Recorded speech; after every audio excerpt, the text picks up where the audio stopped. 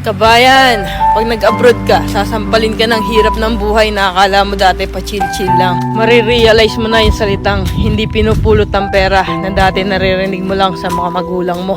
Marirealize mo na wala kang dapat pagkatiwalaan dito, kundi sarili mo. Marirealize mo na ang 5 oras na tulog ay sapat na para may paglaban ng isang araw na pagtatrabaho. At matututo kang pahalaga ng bawat sentimong sinasahod mo. Matututo kang magtiis at magpasensya kahit minsan ikaw ang nasa tama. Matututo kang maging independent o mag-isa dahil wala ka namang aasahan dito kundi sarili mo lang. Matututo ka rin ditong lumaban kahit ayaw mo na at hindi mo na kaya pero wala ka pa rin choice. Wala kang choice kundi kayanin na lang. Marirealize mo na hindi pala totoo yung sinasabi nila na masarap ang buhay dito sa abroad. Kasi pag nandito ka na, masasabi mo na lang talaga sa sarili mo na ang hirap pala. At totoo din yung sinasabi nilang lahat na nasa abroad ang pera pero wala dito ang saya. Kaya sa mga nagbabalak mag-abroad dyan, patibayan ng loob dito at bawal ang mahina, bawal ang sumuko. Kasi dito mo mararanasan ang realidad ng buhay kung saan patatagan ng loob ang labanan.